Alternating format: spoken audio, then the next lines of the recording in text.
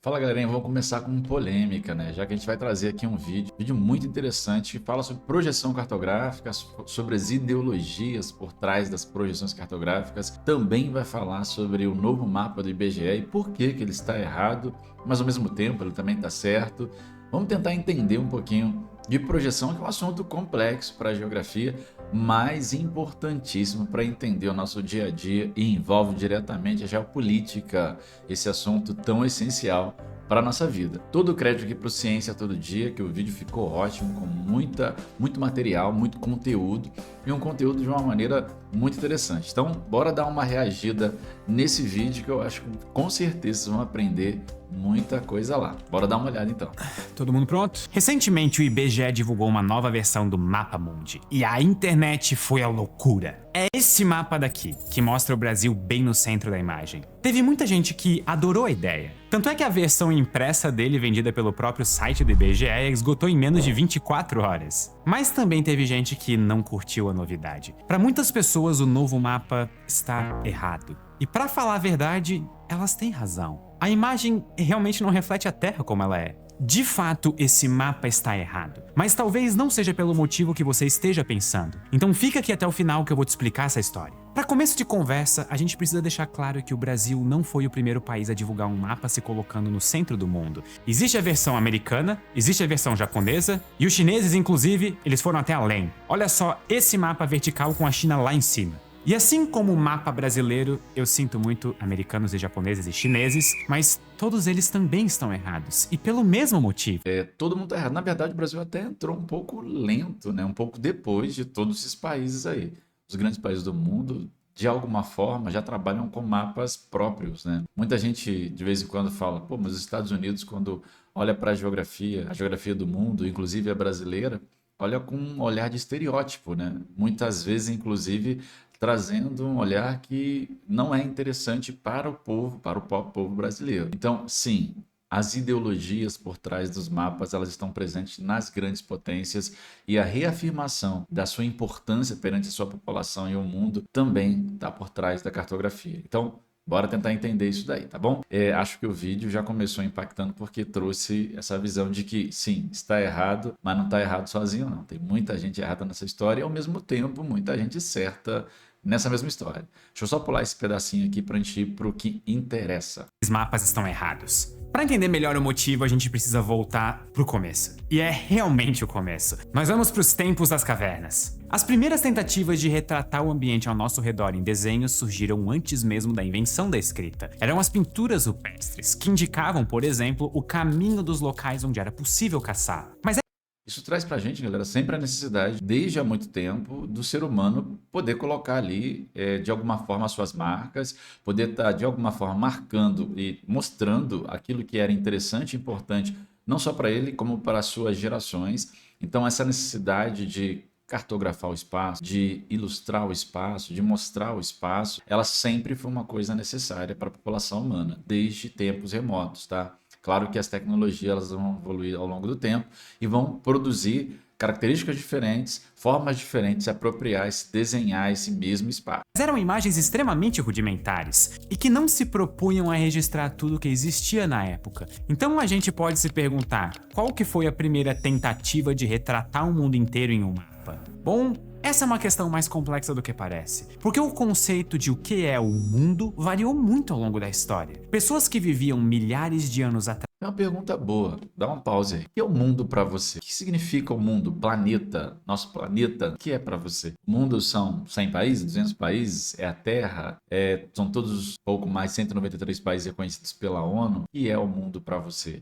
Deixa nos comentários aí e no final a gente responde essa pergunta, tá bom? Atrás nem faziam ideia do que era o planeta Terra, então sequer tinham a possibilidade de retratar o nosso planeta como um todo. Mas se a gente considerar como mapa mundi qualquer tentativa de registrar tudo que um determinado povo conhece, então aquele que é considerado o primeiro mapa mundi da história é esse daqui, dos babilônios, de cerca de 2000. Dito isso, nós normalmente, quando vamos falar de cartografia na geografia, a gente apresenta esse primeiro mapa aí dos babilônicos aí, mapa de milhares de anos atrás, como sim, pelo menos até hoje, o que a gente tem de primeira grande representação do que seria o nosso planeta, tá, galera? das terras emersas e conhecidas naquele momento. Deixar claro que era o que se tinha conhecimento a partir daquilo que se tinha como sociedade até então. Naquele momento, isso vai mudar muito nos últimos 2.500 anos, né? 1500 anos atrás. Tá, assim, estão faltando algumas partes, mas foi um bom começo. Ao longo dos séculos seguintes, outros povos fizeram as suas representações de como seria o nosso mundo. Foi o caso da antiga Grécia, por exemplo, terra de Ptolomeu. O cientista que viveu cerca de 2000 anos atrás é considerado um dos pais da cartografia. Esse também entra Curtiu a muito. novidade? Desculpa, gente, mas esse também é muito importante na geografia. A gente sempre traz a ideia de Ptolomeu pra gente quando vai começar a trabalhar cartografia. O cientista que viveu cerca de 2000 anos atrás é considerado um dos pais da cartografia, que é o estudo dos mapas. Os desenhos originais dele se perderam com o tempo, mas as descrições geográficas que ele deixou por escrito permitem uma recriação detalhada de como seriam esses mapas. Mas foi na época das grandes navegações, ali por volta de 1500, que a produção de mapas atingiu realmente um novo patamar. Com os primeiros seres humanos a se lançarem em caravelas para cruzar o oceano, surgiram também os primeiros mapas que retratavam enormes porções de terra e de mar distantes entre si. Tudo bem que os autores recorrem a uma certa licença poética com a inclusão de monstros marítimos que eles acreditavam que poderiam existir em áreas. Mas é entendível, tá, galera? Se lançavam ao mar e muita gente não voltava por causa de diferentes fatores, né? Você tinha embarcações que eram rudimentares, tá falando ali de um momento onde estava se iniciando um processo de construção de caravelas que eram capazes de cruzar extensões muito grandes, né, chegando até milhares de quilômetros, o que era extremamente difícil pelas tecnologias da época. Então, muita coisa acontecia no mar, muitas histórias eram contadas, então era natural que essa questão dos monstros marinhos aparecesse nas principais representações de mapa cartográficos dessa época, tá bom? Áreas mais afastadas. Mas conforme a exploração do planeta foi avançando, os mapas também foram crescendo, ficando cada vez mais completos. Até que no século XVI, dá pra gente dizer que surgiu o primeiro mapa realmente parecido com o mapa mundial. É esse mapa aqui, do alemão Martin Waldseemüller. Eu espero que eu tenha acertado a pronúncia. Waldseemüller. Tudo bem que a América tá meio mirradinha. E a Antártica tá meio tipo, eu simplesmente não existo. Mas se a gente parar pra pensar que isso foi feito há uns 500 anos, muito antes de viagens espaciais ou da existência de qualquer satélite, uau! É um trabalho verdadeiramente impressionante. E de fato, pessoal, é impressionante, né? Porque às vezes falta essa dimensão de tempo para as pessoas. Nos últimos 20, 30 anos, muita coisa aconteceu com revolução tecnológica, com tecnologia 4.0, 5.0, revoluções extremamente interessantes, com inteligência artificial, com a facilitação da chegada da internet para muita gente, com os equipamentos eletroeletrônicos ficando cada vez mais em conta e chegando a camadas mais populares. Então isso mascara um pouquinho do que a gente tinha de tecnologia até pouco tempo atrás. Então, na cabeça de algumas pessoas, o mundo sempre foi assim. Pelo contrário, né? Há 500 anos atrás, nós tínhamos precariedade nas tecnologias, né? Foi muito anterior, por exemplo, à Revolução Industrial, que data aí do século XVIII, século XIX. A gente teve, a partir dali, grandes transformações.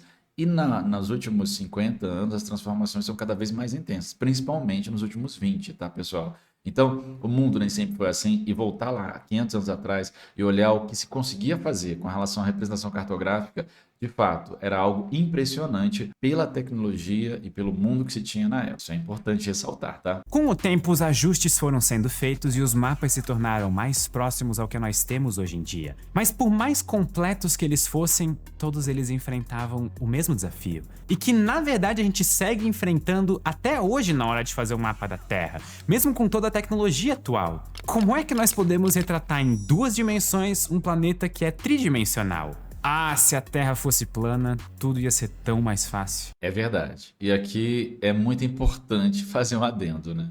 A galera da teoria da Terra plana que adora e fica nessa fixação de que a gente vive uma conspiração global. Meu Deus do céu.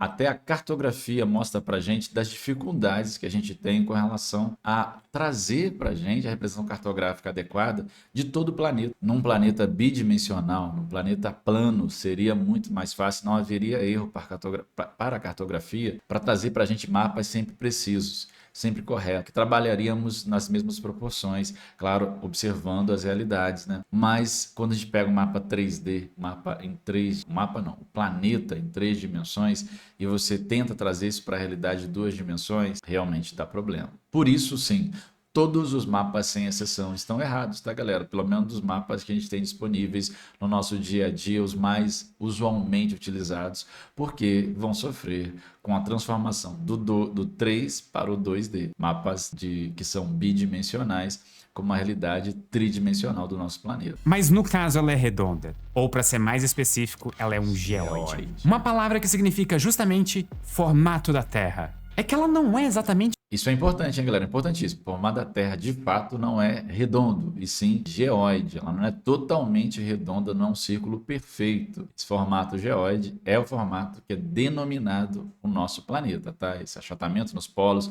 essas deformações que a Terra vai ter por conta, inclusive, do seu relevo, do seu desenhado, da sua superfície, traz pra gente o nome correto do nosso formato da Terra, que é formato geóide.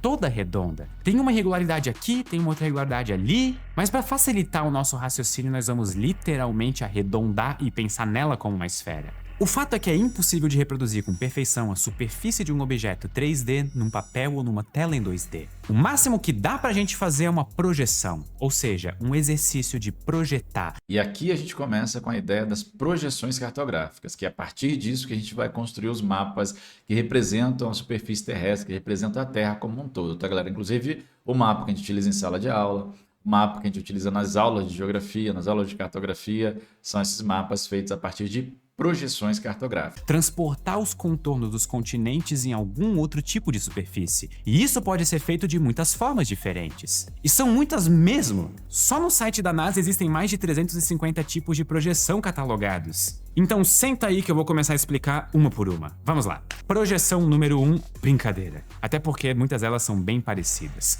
Então nós vamos dar uma olhada só nas mais importantes. E também nas mais estranhas, porque eu sei que vocês gostam disso também. Então já fica logo com essa primeira projeção aqui, chamada de Maxion. Não tá faltando parte não. Ela é exatamente assim, formada por esse monte de triângulos espaçados. E essa animação aqui talvez te ajude a entender o porquê. A ideia aqui é pegar a esfera do nosso planeta, dividir em várias partes e abrir como se fosse uma dobradura. E com isso o formato não fica retangular, o que pode causar uma certa estranheza. Apesar da estranheza que vai causar essa imagem, é um mapa que se aproxima mais do que é real, tá, galera? Então ele erra menos do que o mapa que a gente tem normalmente nos livros de geografia e ao longo do tempo se configuraram como os principais mapas da leitura do nosso mundo, né? Quando a gente fala de mapa mundi.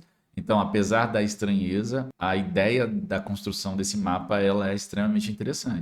Mas ela tem muitas vantagens. Com essa técnica, tanto o tamanho das regiões quanto o formato delas ficam bem próximos da realidade. E além disso, ela não tem uma parte de cima ou uma parte de baixo. Essa espécie de origami pode ser aberta em qualquer direção, já que a Terra também pode ser vista de qualquer direção. A ideia é parecida com a dessa outra projeção, chamada Altagraph. Aqui a Terra foi dividida em 96 triângulos projetados em um tetraedro. E em seguida esse tetraedro foi desdobrado até se tornar um retângulo, criando um mapa de formato tradicional que também preserva relativamente bem as proporções e os formatos dos continentes. Por isso, essa é considerada uma das melhores projeções possíveis de serem feitas, apesar de não ser tão conhecida. A gente não trabalha tanto com elas, né? Também adiante falaremos sobre isso, porque trabalha-se pouco com essas duas projeções cartográficas que se aproximam mais do que é a realidade, né? Então, daqui a pouco a gente vai começar a perceber sobre a intencionalidade. Guarda isso aí, tá, galera? Anota aí no seu caderninho. Intencionalidade, porque na cartografia há muita intencionalidade por trás das coisas. E nem sempre essa intencionalidade está claro para você, está claro para mim. Por isso é necessário ter muito cuidado ao tomar partido com relação aos mapas do que está certo e do que está errado. Mas vamos dar continuidade que o vídeo está interessante.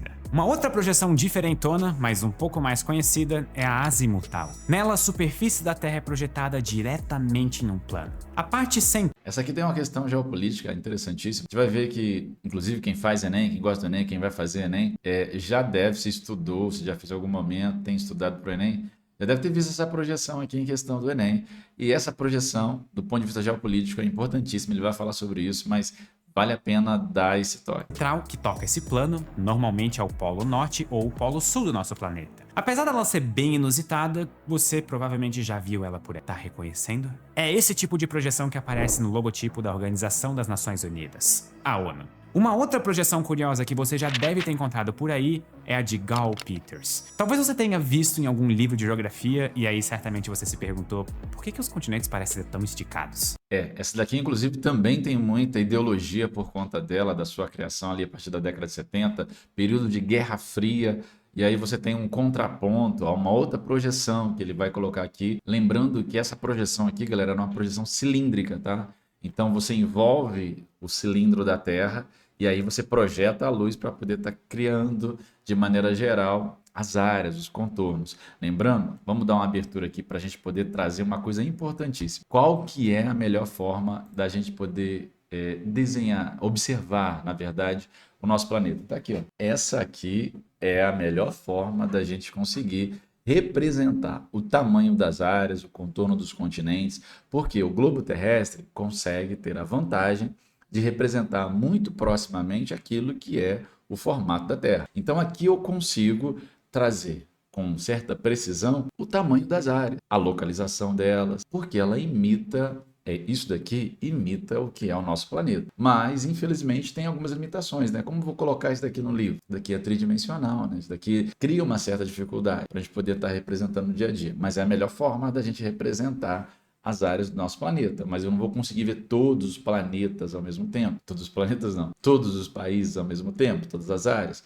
Por isso, quando a gente quer representar todas as áreas de uma maneira aberta, vai utilizar o mapa. Mas, como eu já disse aqui, todos os mapas estão errados, porque não conseguem transpor o 3D para o 2D. Mas vamos voltar lá para ver a ideologia por trás do mapa de Gall Peters, de Arno Peters, porque é importante falar sobre isso, sobre essa projeção cilíndrica, sobre a outra projeção cilíndrica mais conhecida do período das grandes navegações e como isso fica incutido na nossa mente, determinando o que a gente pensa sobre cartografia e por que muita gente não acreditou que aquele mapa do Brasil pudesse ser desenhado com o Brasil no centro, como foi. Então, bora dar uma olhada no vídeo. Isso é porque, nesse tipo de mapa, o objetivo é reproduzir perfeitamente a proporção correta entre as áreas de cada porção de terra. Mas aí o custo que se tem é esse. Os formatos acabam ficando totalmente... Uma coisa importante, tá, galera? Propriedade, uma característica dela. Equivalente, tá, galera? Equivalência das áreas, tá? A gente vai ver que na outra grande lá, que também é cilíndrica e é mais utilizada do que essa, a gente vai ter uma questão ligada ao formato das áreas, que ele vai falar, mas tem uma propriedade importante aqui, tá? Propriedade de equivalência, propriedade importantíssima para a gente poder utilizar e entender por que essa projeção ela é utilizada, tá? Então, para ela interessa o tamanho, a equivalência das áreas próximas daquilo que são áreas reais. O problema é que, infelizmente, os mapas ficam com contornos, as áreas dos continentes, com contornos esticados, estranhos à primeira vista, e isso faz com que ela não seja tão utilizada como poderia. distorcidos. Quando isso acontece, nós temos a chamada anamorfose, que é a distorção proposital nas formas de um mapa. E isso pode ser feito com vários objetivos, como a elaboração de gráficos criativos e bem ilustrativos sobre a realidade. Dá uma olhada, por exemplo, nessa imagem daqui. Esse mapa mundi super esquisito não tem como objetivo retratar os contornos geográficos dos países, e sim os contornos sociais. Aqui o tamanho de cada país é proporcional ao PIB, ou seja, a soma das riquezas produzidas em cada nação. Por isso, os países europeus e os Estados Unidos, a China e o Japão, por exemplo, parecem tão grandes, enquanto a África parece tão espremida. Já esse aqui foi feito... Galera, importantíssimo, tá? A anamorfose é um mapa temático, ela trabalha a partir de um tema, né? E esse tema vai provocar uma deformidade nos países. Então, os países, a partir do seu contorno, serão deformados pela relevância para esse tema, seja o tema que for.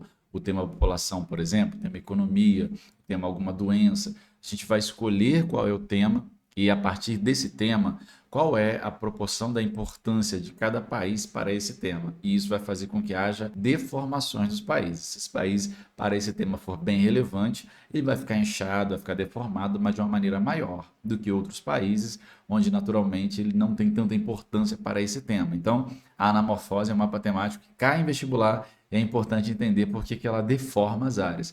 A ideia é proporcionar, é trazer uma proporção, melhor dizendo, de qual a relevância dessa área do espaço geográfico para esse tema que está sendo trabalhado nesse mapa cartográfico, tá bom? Nesse mapa temático. Com a proporção das populações. E com isso, um país que tem 2 vezes mais o número de habitantes do que um outro aparece nesse mapa com o dobro de tamanho. Ou seja, mais do que apenas áreas geográficas, mapas também podem carregar todo tipo de informação. Não é à toa que o site do IBGE, por exemplo, tem mais de 33 mil mapas diferentes, que trazem desde o detalhamentos físicos, como o relevo do Brasil inteiro, até questões econômicas, como a distribuição de renda em cada estado. Todos esses mapas ajudam os seres humanos a enxergar o mundo de um jeito diferente, ou até a enxergar o mundo como se não fossem seres humanos. Que tal, por exemplo, esse mapa do mundo de acordo com os peixes? A verdade é que tudo é uma questão de como a gente enxerga o nosso planeta. Se você olhar desse jeito, por exemplo, você vai perceber que talvez a América seja um grande pato.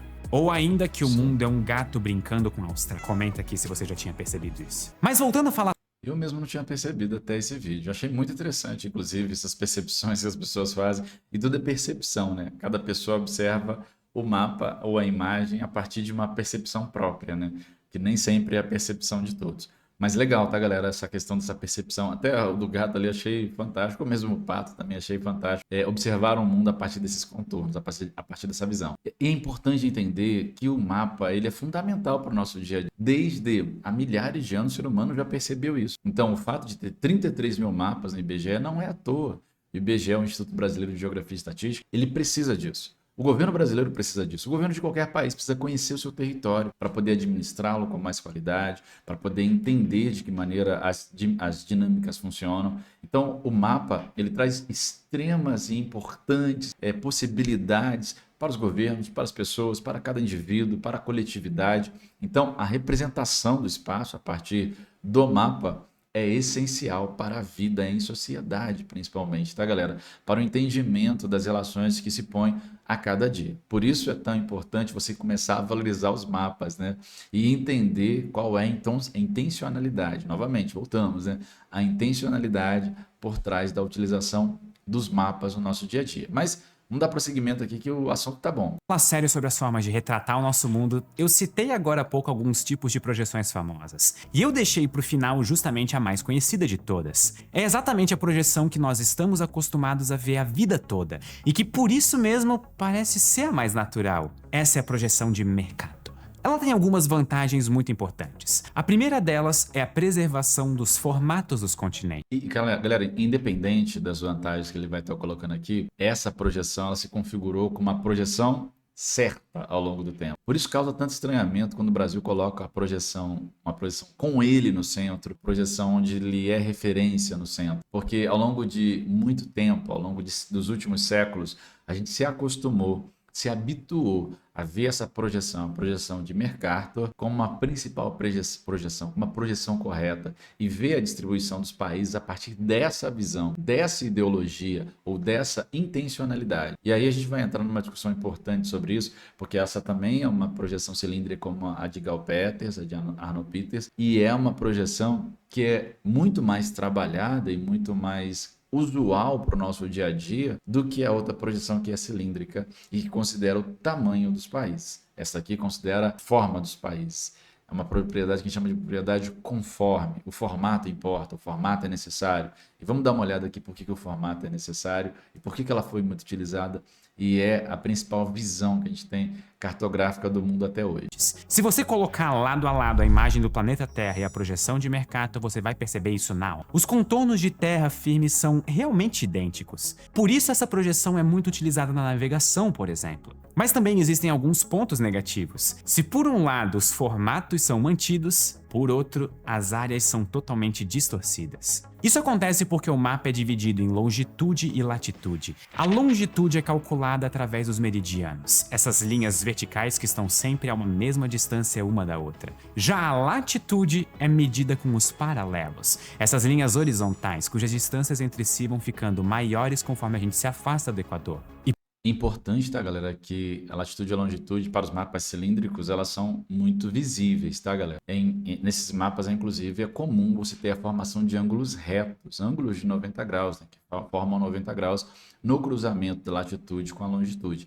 Lembrando que a latitude são essas linhas deitadas, linhas horizontais, e a linha do Equador é a principal latitude. Já a longitude, que é essa linha em pé, essa linha na vertical, o meridiano de Greenwich é a principal longitude, pelo menos é o marco inicial ali da relação que a gente vai ter de leste a oeste, E importantíssimo para entender, o cruzamento de latitude e longitude dá o que a gente chama de coordenadas geográficas e permite, com certa precisão, a gente poder se localizar sobre o espaço geográfico. E são fundamentais na confecção e na construção dos mapas do nosso dia a dia e também para efeito de localização em diferentes funções. Principalmente hoje em dia, com as tecnologias que nós temos, isso é possível também por meio do cruzamento das coordenadas geográficas, tá? Firmes são realmente idênticos. Por isso essa projeção é muito utilizada na navegação, por exemplo. Mas também existem alguns pontos negativos. Se por um lado os formatos são mantidos, por outro, as áreas são totalmente distorcidas. Isso acontece porque o mapa é dividido em longitude e latitude. A longitude é calculada através dos meridianos, essas linhas verticais que estão sempre a uma mesma distância uma da outra.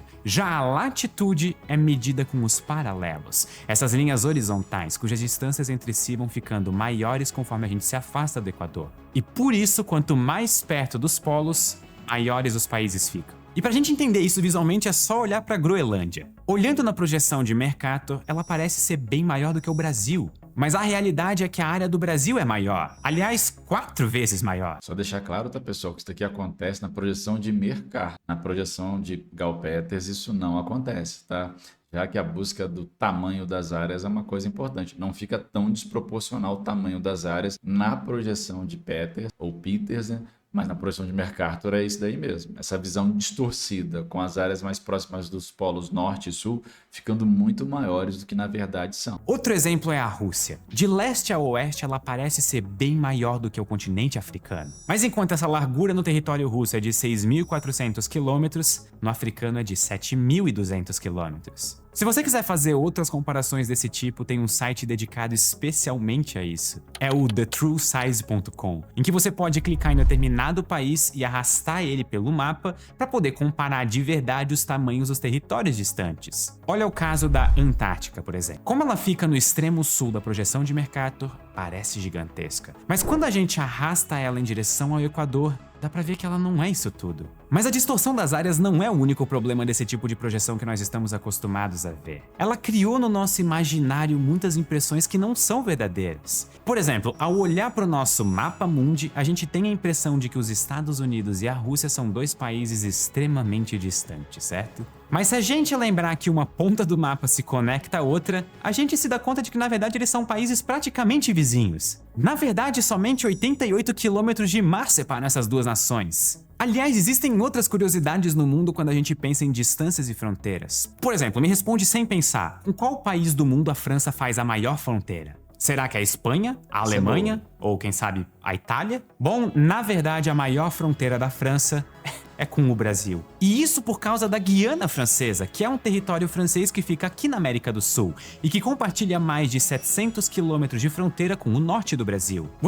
Até hoje a Guiana Francesa não é independente, tá, galera? É território europeu, território francês, é a União Europeia na divisa com o território brasileiro. O que é doideira, mas é isso. Até o momento que ela conseguir sua independência, esse território é a Europa fazendo fronteira com a América, é o Brasil fazendo fronteira com a França. Vocês querem outra? Então presta atenção nessa daqui. O ponto mais setentrional, ou seja, mais ao norte do Brasil, é o Monte Caburaí, em Roraima. E ele fica, atenção, mais perto do Canadá do que ele fica do ponto mais ao sul do Brasil. Ou seja, se duas pessoas saíssem de avião desse monte, uma em direção ao Canadá e outra em direção a Chuí, no Rio Grande do Sul, a pessoa que foi pro Canadá chegaria primeiro. Isso é realmente bizarro e ajuda a dar uma dimensão da dimensão do nosso país. E falando em mapas e aviões, você já olhou para as rotas de um avião e se perguntou por que ele simplesmente não voa em linha reta? Dá uma olhada, por exemplo, na rota de avião mais longa do mundo. Essa questão aqui é muito interessante, tá? Isso daqui a gente tem que levar em consideração diferentes fatores, ele vai falar sobre isso. Inclusive e principalmente o formato da Terra. É claro que há outros fatores que ele vai citar aqui que vale a pena, sem dúvida nenhuma, fazer essa observação, mas sem dúvida nenhuma, tá, galera? O formato da Terra é um dos principais fatores para definir qual é a melhor rota. Qual a rota que vai se gastar menos combustível, que vai ser mais interessante. E como no mapa, nem sempre, no mapa bidimensional, no mapa plano, nem sempre está claro para a gente, de fato, qual é a distância dos lugares, devido a diferentes fatores, como esse que a gente tem citado aqui no vídeo, é óbvio que acabam, muitas vezes, tendo rotas que estranhamente parecem, olhando o mapa, são muito maiores e se fossem em linha reta pelo mapa seriam muito menores, mas é porque a gente tem que considerar esses fatores que a gente está falando aqui, que está sendo mostrado aqui nesse vídeo, ótimo vídeo, para poder determinar a rota dos aviões. Entre Nova York e Singapura. Essa curva toda causa estranheza. Afinal, a distância mais curta entre dois pontos não deveria ser uma reta? Deveria. E é. Acontece que as rotas não são traçadas com base na projeção de mercado, e sim na verdadeira curvatura da Terra. Tanto é que se a gente olhar essa mesma rota através de uma outra projeção, tudo já parece fazer mais sentido. Bom, para ser preciso, existem alguns outros fatores que ajudam a definir a rota de um avião. A distância mais curta é só uma delas, mas as empresas também observam, por exemplo, se existem grandes aeroportos no caminho, para o caso de um pouso de emergência. Elas também evitam o sobrevoo em determinadas áreas, como aquelas que estão em guerra, por exemplo. Mas enfim, isso é só mais um exemplo de como a projeção de Mercator não é tão perfeita assim. Ela tem defeitos, assim como as outras. Mas então, por que ela se tornou uma espécie de padrão mundial, apesar de também ter suas distorções? Bom, de certa forma, não é apesar das suas distorções, e sim por causa das suas distorções. E aqui eu vou dizer uma frase que resume basicamente todo esse vídeo. Cartografia é poder. Transportar um mundo tridimensional para um plano. Isso é muito importante, tá, galera? Cartografia é poder. E a intencionalidade eurocêntrica em colocar, em ter a Europa centralizada, dali a situação de de ser o centro do planeta, o centro das decisões, pesa intencionalmente sobre as demais áreas do globo, principalmente sobre aquelas áreas que foram colonizadas, que são mais subdesenvolvidas, que ainda apresentam déficits significativos de saúde, educação e econômicos, obviamente. Então, há uma intencionalidade muito clara, como sempre teve, de Europa centralizando as ações, desde a confecção da cartografia como ciência. E isso tem que estar claro para a gente, tá? A visão eurocêntrica de uma Europa, maior do que é centralizada no planeta, é uma visão com intencionalidade de superioridade, de subjugamento sobre outros povos, em favorecimento até natural daquilo que não deveria ser. Pensar que o nosso planeta está no espaço sideral e a gente pode observá-lo a partir de qualquer ponto na Terra, a partir de qualquer país. Poderia ser desenhado um mapa cartográfico, mas durante muito tempo a gente configurou na caixinha que deveria ser a partir da lógica daquilo que Mercator trouxe para a gente lá no século XVI. Então, vamos dar continuidade aqui, que é por essa vibe aí. O plano bidimensional exige fazer escolhas, e escolhas não são aleatórias. Cada decisão que é tomada ao se elaborar um mapa tem um motivo. Como eu trouxe no início do vídeo, os primeiros grandes mapas do mundo foram elaborados na Europa e não foi por acaso que eles sempre colocaram o continente europeu na posição de maior destaque, ou seja, no centro e no topo da imagem. Como o planeta é uma bola, ou melhor, um geoide que está o tempo inteiro viajando pelo espaço sideral, não existe nenhuma motivação física ou natural para que a Terra seja planificada dessa forma. Ela poderia muito bem ser vista de cabeça para baixo, ou na vertical, ou então na diagonal,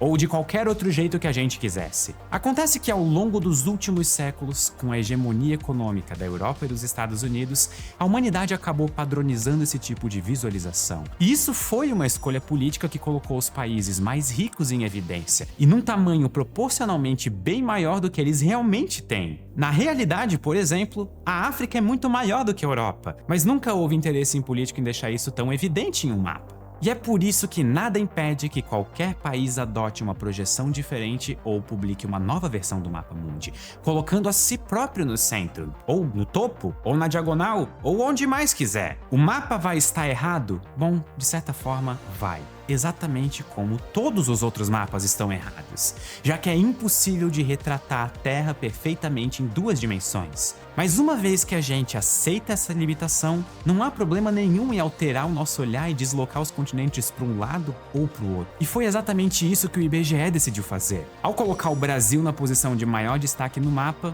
o objetivo foi valorizar o nosso país e mostrar que, pelo menos na nossa forma de enxergar a realidade, o Brasil pode sim estar no centro do mundo. Mas e você? Se você tivesse que escolher um país para estar no centro de todos os mapas, qual você escolheria e por quê?